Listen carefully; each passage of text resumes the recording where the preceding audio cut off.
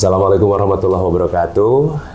Kabar baik untuk Anda semua, teman yang saat ini sudah bergabung kembali di podcast Ruang Tengah. Obrolan ringan, santai, dan bermakna bersama Teropong Media. Senang sekali saya Fajar Wira kembali hadir menemani Anda di hari ini. Dan tentunya juga seperti biasa, kalau misalnya Ruang Tengah hadir, akan selalu juga memunculkan tamu kami yang istimewa. Di hari ini kami akan berbincang dengan pengawas senior Deputi Direktur Pengawasan Lembaga Keuangan 1 OJK Provinsi Jawa Barat, yaitu ada Kang Erwin Setiadi. Assalamualaikum warahmatullahi wabarakatuh. Waalaikumsalam, Kang Fajar. Alhamdulillah sehat. Alhamdulillah. Hari ini memang Bandung akhir-akhir ini dingin. Ya, jadi kita lebih pack pakai yang begini-begini ya. Betul. Biar lebih adem. Adem dan gaya. Oke, baik teman, hari ini ada sesuatu yang spesial akan kita bicarakan. Kita akan berbincang tentang cerdas keuangan sejahtera masa depan di Hari Indonesia Menabung. Jadi rupanya Kang Erwin, Agustus itu adalah bulan yang spesial ya. Betul. Buat OJK. Rupanya di bulan Agustus ini ada satu hari yang diperingati sebagai Hari Indonesia Menabung. Betul. Ini luar biasa karena kita tahu teman semua di kondisi saat ini, ya orang sudah mulai ngerasa ya Kang Erwin. Kalau kondisi perekonomian tuh harus diakalin sekarang ini. Dan mungkin salah satunya dengan menabung. Dan satu hal yang mungkin yang perlu dijelaskan Kang Erwin, mungkin lebih lanjut tentang Hari Indonesia Menabung. Itu sendiri sebetulnya sudah sejak kapan ada dan diperingati? Ya, jadi Hari Indonesia Menabung ini merupakan tindak lanjut atau komitmen dari pemerintah dalam mendukung peningkatan inklusi di Indonesia. Jadi Pak Jokowi ya, Presiden kita itu menetapkan target peningkatan inklusi keuangan pada tahun 2019, bahwa di tahun 2024 itu harus tercapai target inklusi keuangan itu 90%. Kenapa ada target 90% inklusi keuangan? Yaitu untuk peningkatan kesejahteraan masyarakat, mempermudah masyarakat mendapatkan akses pembiayaan dan lain-lain. Nah, namun memang di sini ada gerbang yang memang harus dibuka dulu nih, memperkenalkan produk-produk keuangan kepada masyarakat, terutama mungkin segmen-segmen yang masih pelajar. Jadi memperkenalkan produk-produk keuangan sedari dini, sehingga memang ada inisiatif dari pemerintah juga. Kita juga menugaskan kepada OJK termasuk juga kepada industri jasa keuangan untuk membuat program akselerasi pembukaan rekening terhadap seluruh pelajar. Kalau dulu namanya itu OSOA, One Student One Account. Sekarang namanya Kejar. Programnya itu satu rekening satu pelajar. Jadi tindak lanjut komitmen dari pemerintah menetapkan Hari Indonesia Menabung dalam rangka program satu rekening satu pelajar. Diperingati setiap tanggal 20 Agustus. 20 Agustus, jadi tinggal beberapa hari ke depan lah ya. Tinggal beberapa hari ke depan. Nah, ini juga memang walaupun diperingatinya setiap tanggal 20 Agustus, namun periode dalam rangka menyambut Hari Indonesia Menabung ini sudah berjalan dari bulan Juni, Kang. Jadi rangkaian ya Kang? Rangkaian, betul. Jadi selama bulan Juni sampai Juli, Agustus, kita OJK berkolaborasi juga dengan industri jasa keuangan ya, dalam hal ini juga perbankan, melakukan serangkaian kegiatan dalam rangka mempercepat inklusi keuangan di sektor pelajar, di segmen pelajar, misalkan pembukaan rekening tabungan, edukasi, dan lainnya. Kenapa OJK, Kang Erwin, tidak langsung misalnya berhubungan dengan mereka-mereka yang berkaitan ataupun bersentuhan langsung dengan masyarakat seperti bank-bank dan lain sebagainya? Ya, karena OJK ini kan pengawasnya bank, Pak. Kang. Jadi memang karena kita pengawasnya bank, kita dianggap bisa mengkoordinir industri jasa keuangan, termasuk mungkin perbankan, dalam menggerakkan mereka untuk penetrasi terhadap segmen pelajar. Jadi kalau misalkan tidak ada yang menggerakkan, khawatirnya memang akan berdiri sendiri-sendiri nih, Kang. Jadinya tidak optimal. Jadi semuanya dikoordinir oleh OJK ya. Betul. Nah, kondisi saat ini sebetulnya Kang Erwin mungkin bisa menggambarkan kenapa ini perlu untuk kita gaung-gaungkan Hari Indonesia Menabung ini. Apakah memang sedemikian kurang animonya anak-anak sekarang ini untuk menabung, atau memang perlu ditingkatkan lagi? Ya. Sebetulnya kita ini ingin memperkenalkan ya produk keuangan kepada pelajar. Karena kalau misalkan tidak ada dorongan, ya kalau pelajar kan sifatnya ini kan, dia nggak punya tabungan ya, maksudnya hari ini jajan habis, besok dapat lagi jajan baru gitu kan. Jadi willingness mereka untuk menabung itu rendah. Karena ada kepastian setiap harinya akan menerima dana dari orang tuanya. Jadi ini yang kita coba dorong supaya kita paksakan dulu nih, kenalin dulu, kita paksakan dulu mereka untuk menggunakan produk tabungan. Nah, ketika sudah dipaksa menggunakan produk tabungan, pelan-pelan kita mengajarkan terkait pengelolaan keuangan. Bahkan di beberapa edukasi, saya di SMA, saya mendorong teman-teman pelajar itu jangan lagi menerima uang jajan itu harian. Kalau harian tidak terlatih, perencanaan keuangannya coba dites dulu mingguan. Kalau mingguan kan dia akan berpikir nih, wah hari pertama saya makan di restoran, hari kedua nanti makan apa? Dia udah mulai berpikir ke arah sana gitu. Gimana caranya sampai dengan hari Jumat saya masih bisa survive, masih bisa pulang naik angkot, masih bisa ada tabungan dan lain-lain. Jadi memang kita dorong dulu mereka menggunakan produk tabungan. Di lain sisi, paralel kita melakukan edukasi sehingga mereka juga sudah terbiasa dalam pengelolaan keuangan. Yang harapannya ini kan bibit-bibit masa depan bangsa ya. Ketika mereka lulus menjadi dari pelajar ya, menjadi mahasiswa, lalu jadi sarjana, maupun jadi masyarakat pencari kerja, bahkan jadi pekerja nanti, dia sudah terbiasa, sudah teredukasi sejak dini. Tidak ada lagi nanti yang mungkin kena investasi bodong dan lain-lain, karena memang itu kuncinya di edukasi. Oke, berarti si Hari Indonesia Menabung ini berarti lebih concern ke gen alpha mungkin ya, yang pelajar dan lain sebagainya. Betul. Nah, peran kita nih, karena kan teman yang menonton Ruang Tengah ini juga dari berbagai demografi usia nih. Kalau kita nih sebagai orang tua, sebetulnya apa yang bisa kita support nih dari Hari Indonesia Menabung ini untuk anak-anak kita yang masih pelajar? Ya, yang kita bisa support sebagai orang tua, pertama kasih contoh dulu. Kasih contoh. Kalau misalkan orang tuanya nggak punya tabungan, gimana ngasih pendidikan atau edukasi ke anaknya untuk pentingnya itu tabungan. Jadi masih ini juga Kang, maksudnya nggak sedikit juga masyarakat yang segmennya orang tua masih belum punya tabungan. Itu yang juga kita juga dorong. Hanya memang kan mendorong misalkan masyarakat yang sudah levelnya mungkin usianya sudah di atas 40 gitu, 50 kan mungkin lebih sulit ya mendorong men-shifting kebiasaan. Tapi kalau misalkan pelajar nih kan masih kita bisa arahkan. Jadi peran kita sebagai orang tua, pertama gunakan juga nih produk keuangan, gunakan juga produk tabungan sehingga bisa mengajari anaknya. Kedua, melatih anaknya tadi yang tadi saya sampaikan, melatih anaknya untuk pelan-pelan melakukan pengelolaan keuangan sendiri. Jadi yang jajannya harian bisa di-shifting jadi jajannya mingguan. Jadi biar terbiasa. Selain itu juga mungkin ya tetap memberikan edukasi terkait memang bahayanya tadi sekarang juga pinjol atau mungkin judol ya, judi online, pinjol itu juga udah masuk ke segmen pelajar gitu. Nah, kami kan ada keterbatasan ya dari pihak OJK, perbankan, sekolah untuk memberikan edukasi kepada anak-anak kita. Nah, peran utamanya itu ada di orang tua. Jadi memang harus selaras ya Kang Erwin ya, istilahnya OJK memang istilahnya memberikan edukasinya kepada anak-anak, istilahnya di sekolah mulai roadshow dan lain sebagainya.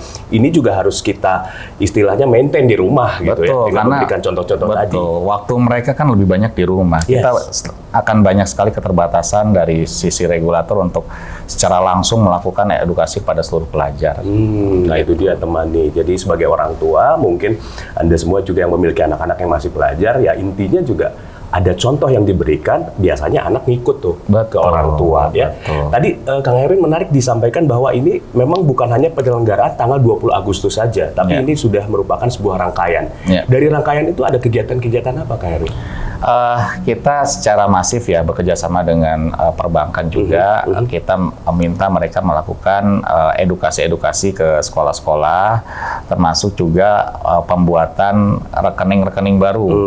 Jadi memang biasanya pola untuk rekening siswa atau kejar ya tadi ya, satu rekening satu pelajar ini bekerja sama dengan pihak sekolah. Jadi pendekatannya ke sekolah, membuka rekening ke seluruh pelajarnya.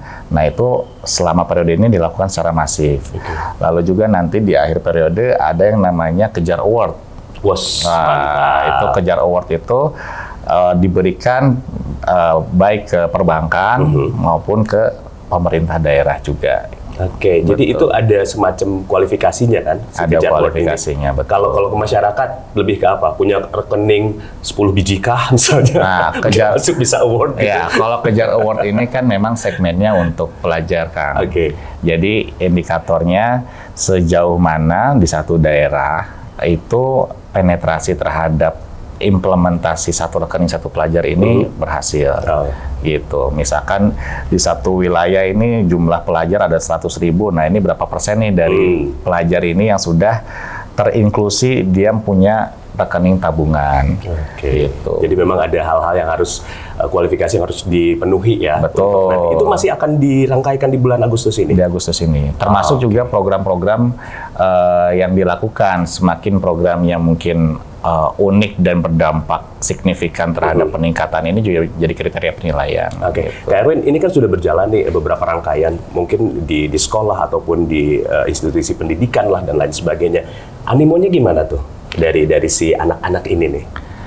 Animonya cukup antusias ya mereka itu, karena mereka diperkenalkan oleh produk yang mungkin mereka juga baru tahu gitu ya, tahu dan ternyata begini loh punya rekening tabungan, punya uang sendiri yang bisa disimpan di tabungan. Jadi kalau saya gitu ya menganalogikan rekening simple itu simpanan pelajar.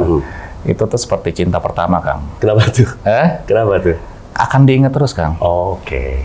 Akan kan mungkin punya cinta pertama, ingat ya namanya siapa kan? Ingat, masih terbayang jelas makanya. Jadi dulu pun saya punya produk simpel juga kan. Zaman mahasiswa dulu saya. Satu bank yang mungkin ada ATM dulu tuh 20.000. Betul zaman itu ya. Sampai sekarang saya ingat Kang. Dan sampai sekarang saya pegang ATM yang dulu saya punya zaman itu. Betul. Rekeningnya masih sama. Wow. Nah itu yang mungkin ya kita memperkenalkan itulah kepada anak-anak supaya sampai dengan tua nanti ya ini masih terngiang-ngiang nih dia punya rekening tabungan, dan benefit buat banknya pun ya akan termaintain nantinya. Ketika dia dewasa bisa jadi dia nggak berpaling ke bank lain gitu kan. Dia udah nyaman sama cinta pertamanya, lanjut ya mungkin ke pernikahan. Walaupun dalam perjalanan ketemu lagi sama bank yang lain, ya, kesetiaan di situ diuji. Ya. Luar biasa. Jadi memang dari segi kebutuhan dan juga mungkin dari segi penawaran produk, ini kan harus inline, harus sama-sama punya semangatnya gitu.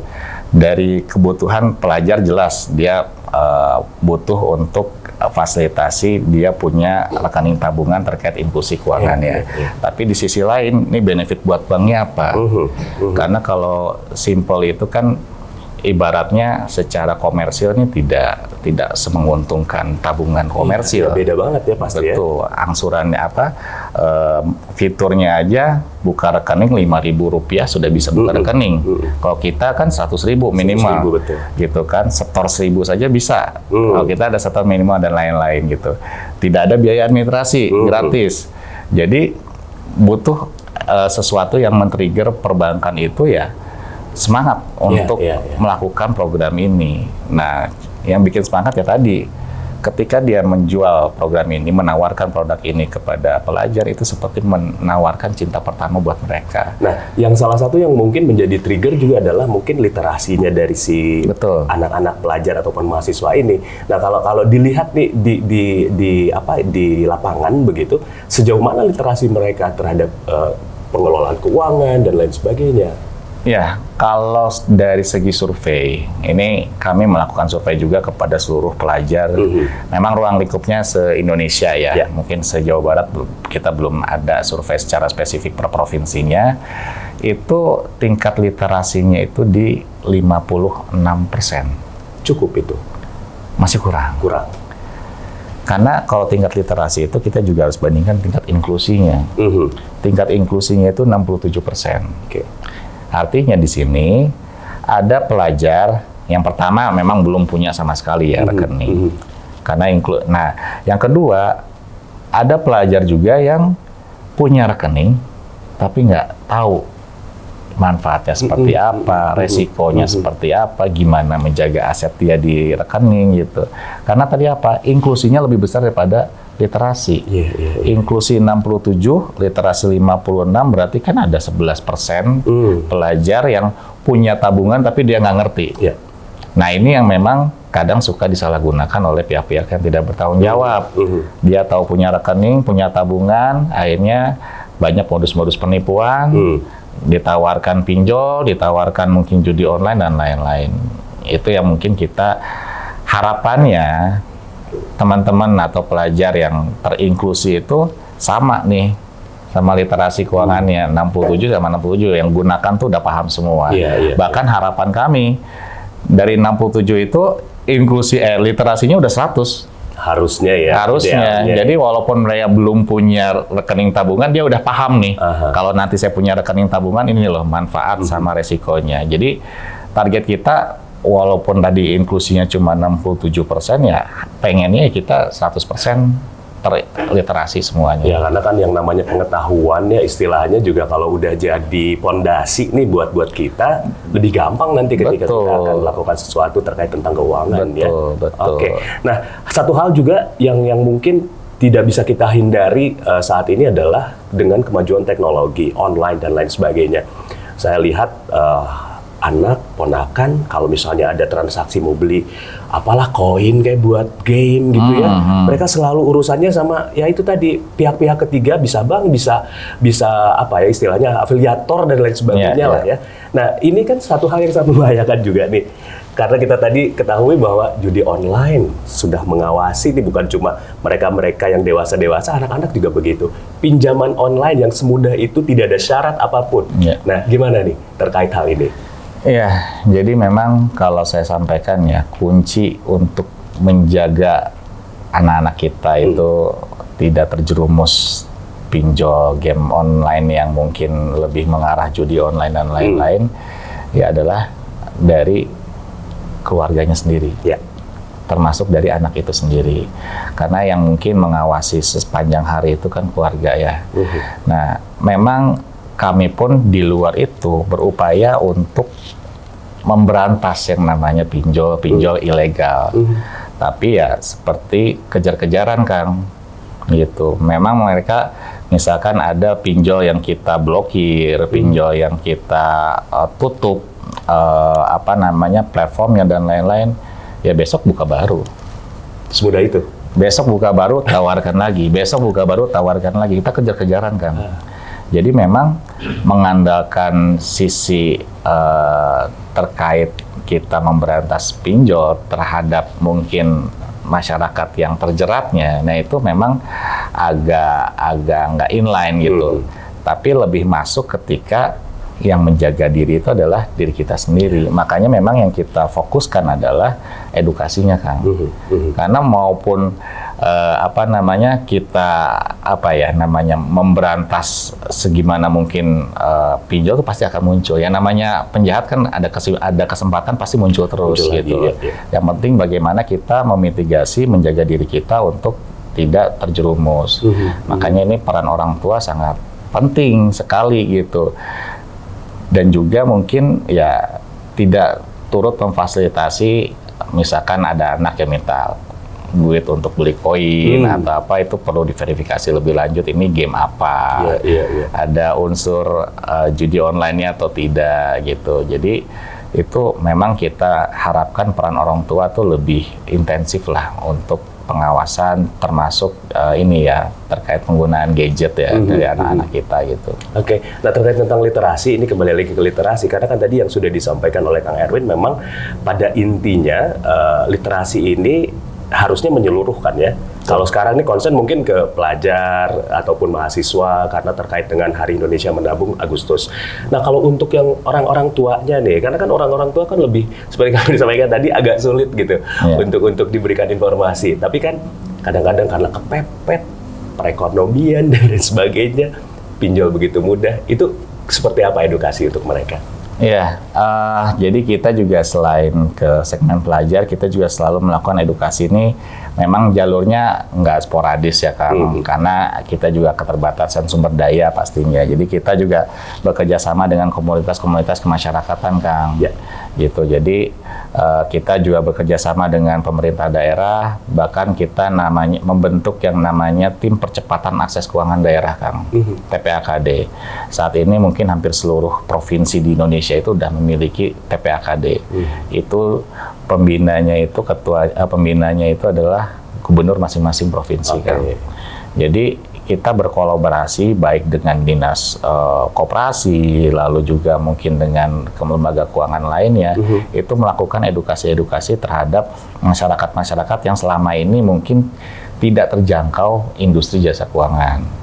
Kan biasanya di pelosok-pelosok susah ya Kang, kita tidak ada jaringan kantor bank di situ. Nah itu segmen-segmen utama kita dalam melakukan edukasi. Kita melakukan yang namanya business matching. Business matching itu kita membawa teman-teman perbankan ya Kang, memperkenalkan kepada masyarakat yang selama ini belum pernah mengenal perbankan, yang selama ini minjemnya di rentenir. Kita kenalkan nih ada produk pinjaman dari bank, ada kredit usaha rakyat, bunganya jauh lebih kecil daripada rentenir dan lain-lain. Ini yang upaya-upaya ini yang sudah kita lakukan dan akan terus kita tingkatkan Kang. Gitu. Kalau kendala biasanya apa kendala yang paling umum lah di masyarakat kalau kita memang istilahnya ingin memberikan literasi terkait tentang keuangan? Ya, kendala itu ini ya Kang, biasanya sih pertama memang jarak ya Kang. Kalau misalkan dari segi demografi, memang banyak sekali daerah-daerah yang sulit diakses oleh kami, termasuk juga oleh industri jasa keuangan. Makanya memang kita alternatifnya itu membuka yang namanya layanan laku pandai. Apa itu? Laku pandai itu ibaratnya kita membentuk agen-agen perwakilan bank lah. Jadi ini agen laku pandai ini layanan keuangan tanpa kantor dalam rangka inklusif keuangan. Jadi Akang misalkan di daerah yang agak terpencil, tidak ada jaringan kantor bank di situ, masih bisa buka rekening tabungan Kang. Masih bisa datang ke agen laku pandai yang mungkin itu masyarakat yang kita tunjuk sebagai agen. Itu biasanya masyarakat yang memiliki usaha gitu ya, baik warung atau apa. Jadi Akang tinggal ke warungnya, dia biasanya ada tulisan agen laku pandai gitu, mau buka rekening bisa, mau transfer bisa, mau bayar listrik bisa dan lain-lain. Jadi itu salah satu inisiatif dalam rangka kita percepatan inklusi keuangan di daerah-daerah yang memang sifatnya remote Kang, nggak ada jaringan kantor. Jadi remote area pun istilahnya memang di daerah terpencil tidak istilahnya tidak jadi lantas malas menabung dan lain sebagainya, karena ada agen laku pandai tadi ya, yang tadi memang bisa dipertanggungjawabkan tentunya. Bisa dipertanggungjawabkan. Karena ada syarat-syarat tadi ya. Ada syarat-syaratnya. Ya kalau Akang juga nabung melalui agen laku pandai juga tetap dijamin LPS Kang. Jadi kalau in case terjadi sesuatu dengan banknya tetap dijamin simpanan Akang gitu. Nah Kang Erwin, kita sudah agak menyeluruh tadi perbincangan kita dari mulai segmen pelajar, mahasiswa, kemudian sampai yang dewasa untuk literasi tentang keuangan ini ataupun juga kemudahan untuk menabung dan lain sebagainya yang tentunya diawasi oleh OJK. Nah kalau misalnya ini terkait tentang pelajar yang masih mini-mini nih, anak-anak yang masih TK gitu, PAUD, itu sudah satu hal jadi target nggak sih mereka? Sudah Kang, dari PAUD Kang. Kan mereka tahunya jajan Kang. Iya, jadi kita mungkin memperkenalkan itu bukan jual produknya ya Kang, bukan jual tabungannya bukan, tapi lebih menjual ini memperkenalkan bagaimana sih caranya menabung, apa sih manfaat menabung. Biasanya kan anak-anak PAUD ini yang ya masih pada kecil gitu ya, dia kan pasti ada keinginan nih beli mainan, beli sesuatu yang dia ingin, ya kita ajarkan untuk memperoleh itu ya salah satu caranya menabung. Jadi kalau ada dapat uang silakan ditabung sampai dengan uangnya cukup silakan beli mainan. Jadi hal-hal yang kecil itu kita sudah ajarkan dari PAUD, Kang. Nah, cara menabungnya kita ajarkan, sekaligus kita tawarkan nih ada buku tabungan gitu. Jadi memang selaras lah dengan apa yang kita ajarkan ke teman-teman yang adik-adik yang masih PAUD, masih SD. Jadi pengenalannya itu memang istilahnya memang harus dari dini ya, Kang. Betul. Ya. Jadi diperlihatkan betapa mudah sebetulnya menabung itu. Betul. Ketika kita memang semangat ataupun juga konsepnya itu tetap gitu, pengen nabung gitu. Betul, ya? betul. Buku tabungan dilihatin, itu jadi pemicu biasanya. Pemicu biasanya. Jadi kadang ada saya pernah main gitu ya di satu SD gitu ya, yang mereka sombong-sombongan nih tabungan saya gitu. Tunjukkan rekening gitu. Jadi itu juga jadi pemicu ya, bukan saya belajar untuk sombong ya, cuma intinya ada kebanggaan motivasi bagi teman-teman SD gitu ya, anak-anak SD untuk menabung gitu, karena ini ya mereka selayaknya orang dewasa kan, jadi kan senang kan mereka diberikan hal-hal yang memang berbau dewasa gitu. Betul. Jadi ini barang baru, terus dia punya saldo tabungannya sendiri, bahkan ya dari behaviornya malah kecenderungan menabungnya makin tinggi jadinya. Terus juga kita bisa perkenalkan ke mereka tentang teknologi kayak ATM dan lain sebagainya. Betul. Mereka akan seneng tuh kalau bisa megang kartu. Dan ini juga kita juga minta ya ke perbankan itu secara periodik datangi ke sekolah-sekolah, Kang. Menggunakan mungkin mobil ATM-nya atau mobile bankingnya yang biasanya yang besar-besar tuh ya. Nah itu untuk pelayanan anak-anak sekolah, misalkan mau nabung bisa langsung di situ, mau narik uang mau langsung bisa di situ. Jadi itu pun perbankan juga secara periodik, Kang, mendatangi sekolah-sekolah, Kang. Nah, mungkin OJK bisa kasih saran buat perbankan, mungkin ATM jangan 50.000 paling kecil gitu. Bagi pelajar kan ada 10.000. Kalau narik 50.000 tetap habis, Kang Erwin. Iya. Ya supaya nggak gampang narik, Kang. Kalau bisa narik 5.000 nanti kapan nabungnya, Kang? Iya, betul juga. Tapi kalau misalnya narik 50.000, at least dia nabung dulu nih sampai 50.000 kan, baru bisa narik gitu. Nah, ini juga terkait memang perencanaan keuangan kan, menabung ini ya. Betul. Jadi anak-anak yang mungkin masih PAUD dan lain sebagainya sudah tahu nih kira-kira dari sekian banyak uang yang ada di rekeningnya itu istilahnya peruntukan untuk jajannya berapa, terus untuk beli mainan berapa, itu kan sebagian dari bentuk perencanaan keuangan. Nah, kalau perencanaan keuangan yang sebaik-baiknya sebetulnya seperti apa, Kang Erwin? Saya nggak bisa mengkategorikan ini sebaik-baiknya atau yang paling oke, paling itu karena punya referensi masing-masing. Tapi mungkin bentuk idealnya aja ya, idealnya itu 40, 30, 20, 10. Atau mau dibalik 10, 20, 30, 40. Oke. Nah, jadi kalau dari 40%-nya kita alokasikan penghasilan kita. Ini dewasa ya, kita bahas dewasa dulu nih. Penghasilan kita untuk kebutuhan sehari-hari. Uang belanja bulanan gitu ya. Misalkan uang sekolah, anak, dan lain-lain. Itu 40%, Kang. Lalu ada 30%, 40 turun 30. 30 itu adalah kita mengalokasikan untuk pembayaran hutang-hutang kita, Kang. Kewajiban. Itu termasuk itu nggak?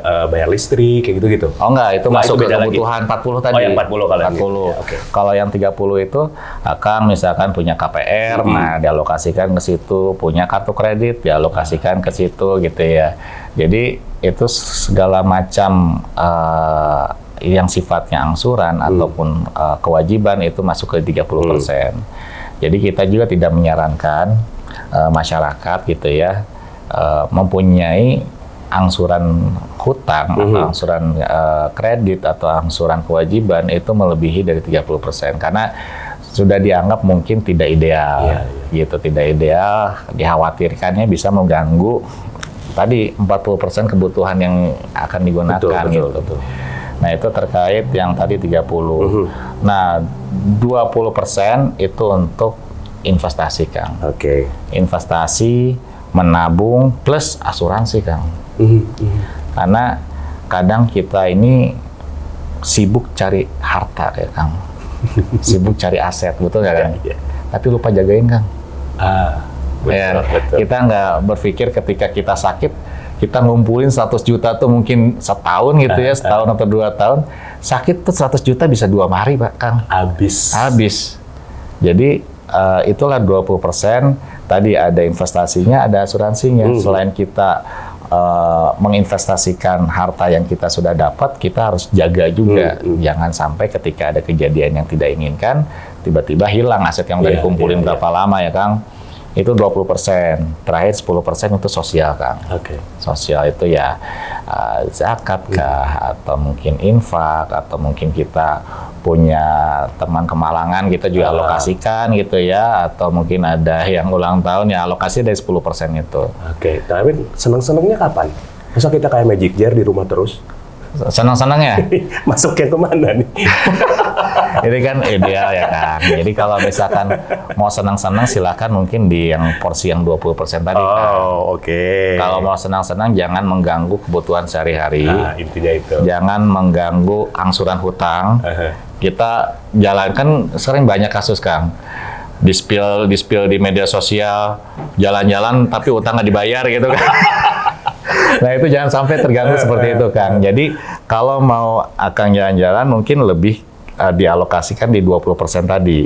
Ada nggak nih spare buat kita refleksi gitu, atau mungkin jalan-jalan kemana gitu kan, healing. Nah, itu di 20% Akang perkirakan seberapa nih, berapa persennya dari tabungan kita bisa dipakai tahun ini jalan-jalan gitu. Oke, jangan dipaksain aja ya. Jangan dipaksain. Nah, itu dia. Jadi jangan sampai teman semua juga hanya gara-gara ya cibiran dari orang, diam aja di rumah dan lain sebagainya, tiba-tiba ngabisin dana-dana yang lain. Betul. Oke. Baik, Kak Erwin, tadi kita sudah bahas tentang pengelolaan keuangan yang baiknya seperti apa idealnya kan ya. Nah, kalau misalnya bisa di-share juga mungkin informasi terkait tentang kunci sukses keuangan yang sehat. Nah, itu seperti apa kalau itu? Ya, mungkin lebih ke indikator ya, indikator ketika kita memiliki keuangan yang sehat. Yang pertama itu memang kas masuk harus lebih besar daripada kas keluar ya. Jadi memang cash flow-nya sebisa mungkin pemasukan kita lebih besar dari pengeluaran kita. Jangan lebih boros daripada apa yang kita dapatkan. Itu yang pertama. Yang kedua, tadi kita memiliki juga yang namanya asuransi, kan. Oke. Asuransi untuk menjaga aset-aset kita. Lalu yang ketiga juga kita juga harus bisa membatasi kredit-kredit yang sifatnya konsumtif, Kang. Gitu. Misalkan habit kita juga mulai dibatasi terkait ya kredit-kredit yang sifatnya pay later gitu ya, untuk membeli item-item yang sifatnya konsumtif harian. Beli kopi aja pakai pay later misalkan ya. Itu kan menunya, Kang. Bisa aja gitu ya. Bisa aja. Nah, itu dikendalikan, Kang. Jadi jangan sampai nanti kredit konsumtif kita justru memberatkan kebutuhan sehari-hari kita. Gitu. Ya, lalu juga mungkin perlu adanya dana darurat, Kang. Dana darurat itu idealnya adalah 3 kali dari kebutuhan bulanan kita. Misalkan kalau Akang biasanya kebutuhan bulanan itu 10 juta gitu ya, buat makan dan lain-lain. Nah, dana darurat tuh ideal ya, Kang. Ini beda-beda referensi orang-orang, silakan. Tapi idealnya tuh 3 bulan dari 3 kali kebutuhan bulanan, Kang. Oke. Gitu. Lalu yang terakhir memang memiliki tabungan dan investasi. Jadi itu sih indikator kita memiliki keuangan yang sehat sih, Kang. Oke. Saya baru 3 kayaknya yang terpenuhi, jadi belum sehat ya kalau cuma 3 ya? Enggak, kalau udah 3 itu menuju sehat, Kang. Oh, menuju ya? Itu udah progres, Kang. Jadi ya mungkin tidak semua kondisi keuangan itu kan ideal ya, Kang. Tapi yang penting bagaimana upaya kita untuk membuat itu menjadi ideal. Jadi yang penting upayanya dulu, Kang. Karena semuanya butuh proses. Iya. Gitu. Kita juga tidak memaksakan masyarakat atau orang perorangan gitu ya harus punya tabungan kalau misalkan memang kebutuhan sehari-harinya belum mencukupi gitu kan. Itu kan harus ada yang diatur lagi tuh Kang. Jadi itu memang by progress Kang. Jadi nggak bisa kita paksakan ke satu person untuk memenuhi langsung ke 5 indikator ini tidak gitu. Karena kita pun istilahnya memang berproses dan bertahap ya dalam pemenuhan tadi yang 5 syarat itu. Makanya kayak yang poin 1 aja tadi, cash in harus lebih besar daripada cash out. Nah ini kan nggak semua orang udah memiliki alur yang ideal seperti ini kan. Jadi itu pun kita nggak paksakan gitu. Kita jangan memaksakan harus udah punya tabungan dan lain-lain. Selesaikan dulu nih permasalahan yang satu ini. Bagaimana caranya mengelola supaya cash in kita ini, cash out kita ini tidak lebih besar daripada cash in. Baik itu penghematan, baik itu mungkin mengalokasikan hal-hal yang lebih prioritas dan lain-lain. Sehingga poin 1 ini tercapai dulu nih. Satu tercapai baru yang selanjutnya. Sisanya menabung atau tidak asuransi. Jadi itu bukan syarat mutlak ya Kang untuk ini menjadi kondisi keuangan ideal, tapi satu persatu kita selesaikan. Gitu. Kang Erwin ini agak sedikit di luar pembahasan. Mungkin Kang Erwin pernah dengar ada yang namanya lifestyle frugal living. Frugal living kan kita tahu menghematnya gila-gilaan gitu. Pendapat Kang Erwin secara pribadi frugal living sampai nyiksa diri loh Kang Erwin. Nggak makan gitu puasa. Mungkin saking pengen ngehemat ya. Bagus nggak secara financial planner? Tergantung cara pandang kita ya Kang. Karena financial planner itu kan kita menceranakan keuangan itu karena satu tujuan Kang. Dan tujuan orang itu beda-beda Kang. Gitu. Financial freedom bagi Akang sama saya mungkin beda Kang. Beda, betul. Jadi mungkin Kang yang kita lihat di media sosial teman-teman yang melakukan tadi itu, wah ini kayaknya menyiksa diri, makan sampai mungkin dibatasi 1 kali gitu ya, kopi pun dari pagi sampai besok mungkin masih diirit-irit gitu kan Kang. Kalau ketika kita melihat itu menyiksa diri, tapi mungkin mereka fun-fun aja Kang. Iya. Mereka enjoy, karena memang ada yang mereka kejar. Itu sah-sah saja sebetulnya. Sudut pandangnya beda ya? Sudut pandangnya beda Kang. Jadi balik lagi, tujuannya apa, cara mencapainya seperti apa, selama tidak ada yang mungkin terlalu dipaksakan dan have fun aja mungkin, dan juga tidak ada masalah bagi yang melakukan, ya nggak ada masalah sih Kang. Tinggal mungkin kita aja yang mungkin melihat, memperbaiki sudut pandang kita ya Kang. Jadi mungkin bisa memposisikan sebagai orang tersebut ya, kalau merekanya sendiri fun ya kenapa enggak sih gitu. Nggak masalah gitu ya. Ya lagi-lagi istilahnya kembali lagi ke keinginan kitanya. Mungkin mereka punya target tertentu yang mau dicapai gitu ya. Financial freedom tadi mungkin. Nabungnya agak lebih dibanyakin. Healingnya mungkin baru ntar. Nah, betul. Nggak masalah. Karena pendekatan orang beda-beda Kang. Nah, ketika kita dalam rangka membuat istilahnya planning keuangan yang baik, ketika dalam perjalanan tentunya kita juga kan kalau kaitannya sama perbankan, melihat ada produk-produk tertentu yang ditawarkan tuh banyak banget ya Kang ya. Kita sampai bingung gitu. Bank ini kelebihannya ini, bank itu kelebihannya itu, dan lain sebagainya lah.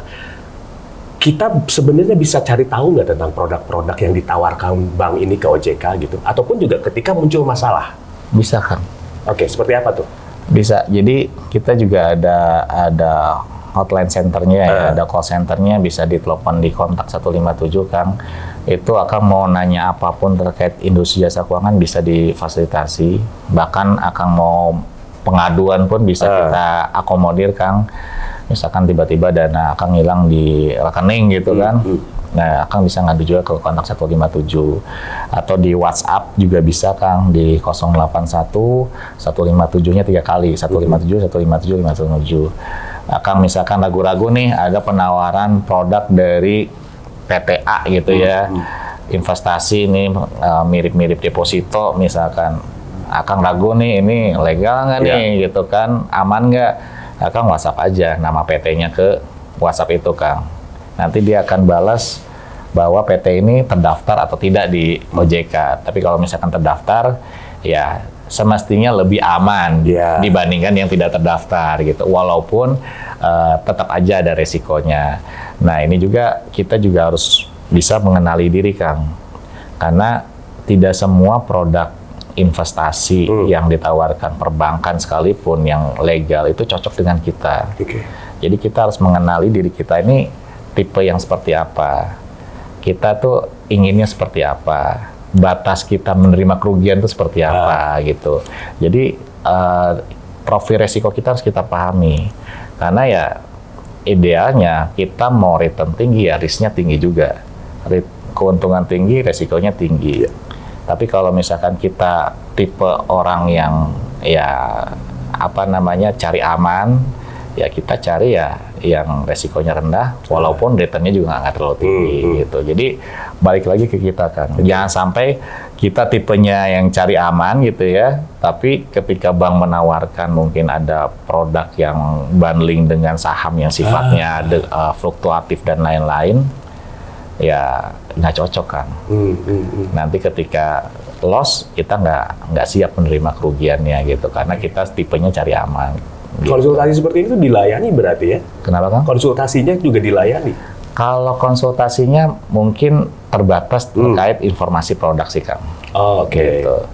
Kalau misalkan terkait konsultasi seperti ini lebih ke financial planner-nya nanti. Kan kita banyak ya Pak financial planner di Indonesia ini banyak ya, di daerah-daerah pun ada financial planner gitu. Jadi mungkin bisa lebih nanyanya tuh aman nggak sih? Nah, aman nggak sih, fiturnya apa gitu ya, resikonya apa, lebih ke arah sana. Tapi terkait ini investasi yang cocok buat Akang apa? Nah, itu kita nggak sampai sana, Nanti mungkin di situ ada rekan-rekan financial planner yang lebih expert untuk menilai ya kondisi keuangan kita seperti apa gitu. Nah untuk produk ataupun jasa keuangan yang ingin kita tanyakan nih ke OJK kan, kalau tadi dari sisi WhatsApp-nya sudah dikasih tahu ya, dari sisi WhatsApp-nya nomor yang disampaikan oleh Kang Erwin tuh 081 157 157 157. Betul. Sekarang kan eranya sosial media nih, kalau kayak Instagram dan lain sebagainya itu gimana? Ya, kita ada juga Instagram. Kalau misalkan Instagram OJK pusatnya itu ini OJK Indonesia ya, @OJK Indonesia Instagramnya. Kalau kita pun ada nih kantor OJK di Jawa Barat, kita pun buka Instagram juga @OJK_Jawa Barat. Gitu. Itu semua informasi terkait industri keuangan, literasi dan lain-lain ada semua di Instagram itu. Bahkan rekan-rekan kalau mau konsultasi ya terkait produk keuangan itu bisa DM OJK Indonesia atau OJK fast respon ya. Insya Allah. Ada admin yang memang ada adminnya, betul. Ada aplikasi yang bisa di-download mungkin agar lebih memudahkan? Kalau aplikasi yang di-download itu ada namanya Sikapi Uangmu. Nah, itu aplikasi pengelolaan keuangan ya. Itu terkait juga edukasi keuangan juga ada di situ, literasi keuangan juga ada di situ. Jadi buat masyarakat yang mungkin mau mengenal lebih dalam terkait produk-produk keuangan ya ada di Sikapi Uangmu. Berarti itu bisa di-download di App Store dan juga di Play Store. Sudah banyak yang kita share bersama informasi dengan teman yang ada di ruang tengah di podcastnya Teropong Media. Kang Erwin, terakhir mungkin bisa disampaikan kesimpulan ataupun mungkin lebih ke closing remark lah ya untuk para teman yang sedang menonton podcast kita. Silakan.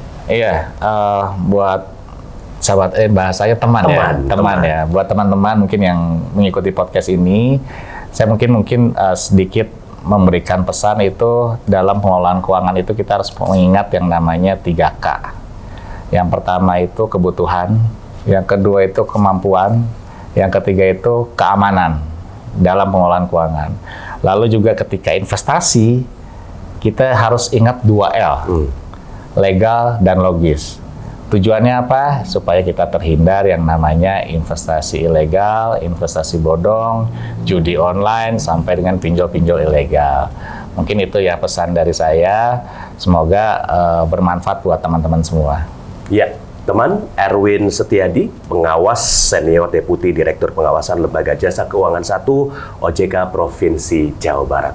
Kang Erwin, terima kasih sekali sudah berbagi informasi yang memang sepertinya di kondisi saat ini perlu kita memikirkan lebih ekstra tentang pengelolaan keuangan. Betul. Karena kita nggak mau boncos ya dalam hidup gitu ya. Betul. Pengen kelihatan gaya, tapi nanti seperti Kang Erwin tadi sampaikan di sosial media, bisa gaya tapi bayar utang nggak bisa. Waduh, itu satu hal yang paling memalukan dalam kehidupan kelihatannya. Kang Erwin, sekali lagi terima kasih. Sukses untuk OJK. Terima kasih. Salam juga untuk teman-teman yang lain di sana. Terima kasih. Ditunggu untuk pemberian informasi berikutnya. Oh, mangga, dengan senang hati kan. Kita undang lagi nanti di ruang tengah ya. Siap. Baik, teman, sekali lagi itu tadi perbincangan kita bersama dengan Erwin Setiadi, pengawas senior, Deputi Direktur Pengawasan Lembaga Jasa Keuangan 1 OJK Provinsi Jawa Barat. Ya, yang pasti mungkin saya ingin mengingatkan sekali lagi, ingat selalu untuk cerdas dalam mengelola keuangan, salah satunya melalui menabung, karena cerdas keuangan akan sejahtera masa depan. Saya Fajar Firdaus pamit bersama dengan seluruh kru yang bertugas. Assalamualaikum warahmatullahi wabarakatuh.